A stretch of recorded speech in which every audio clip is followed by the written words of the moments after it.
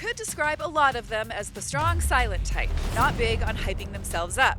Even coach Pat DelMonaco says it's better when you hardly notice them. First of all, if fans know about us, it's usually not a good thing, because it's usually because we did something wrong. So you'd like to hang out in the shadows. Makes sense, but we're going to put the offensive line in the spotlight for just a few minutes here. These are the 5 O-linemen that the Stamps will likely send out to begin the 2024 campaign. Many of the names are familiar, but worth highlighting is the all-important left tackle spot, which DelMonaco hopes second-year player Deontay Demery makes his own this season. Become a dominant force. I mean, he has the potential to be a really good left tackle. He's got to play at a consistent level. He's done a better job of keeping his weight down. He's starting lighter than he did last year, so he's got to be able to continue to do that.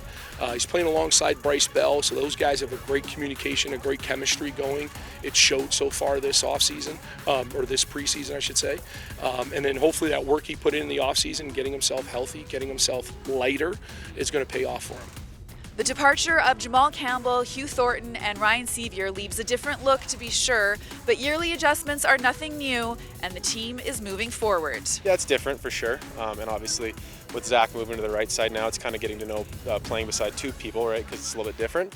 But I obviously been around Bryce and Zach for a while, so I think we've there was a few growing pains the first few days of camp, but I think we're playing pretty well together now. But I think in the room we prepare ourselves to play whatever. So like when we talk about our assignments or what we need to work on, we always think about like what we're doing as a string of 5 and then go from there. So if something does happen unexpectedly, we can work off that. But I think when we're healthy, we work at our best because everybody's available.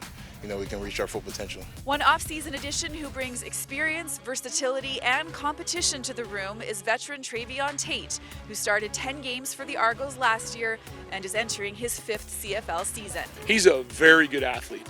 I've liked Travion probably in his 2 years that he played in Toronto. I liked him when he was there too. So he's a very athletic offensive lineman. He's intelligent. He's so he can play multiple spots, like you just said. Like he can play both left and right tackle. Right now, he's in a role where I think we're expecting him to get it to develop on both sides, right and left tackle, and then. He's competing to try and get back into that lineup right now to become part of the 5. And while it's great to have depth, last season's starting 5 often looked different from game to game, which is never ideal. So consistency may sound like a boring goal, but there's no overstating its importance to building a unified front. Starting off well, but continuing to grow throughout the season. It's a long season, but you'd like to get off to a really good start, and then you'd like to maintain, and then you'd like to still grow as you're going throughout the season. I thought last year we weren't able to necessarily keep guys in the lineup every week, so if we can get consistency, keep the group together, keep them playing together, I just think they'll climb and they'll start to play as a unit. New year, a lot of excitement. Just so excited to get going with these guys. There's a lot of people who have really good positive attitudes, and it's going to be a great group this year.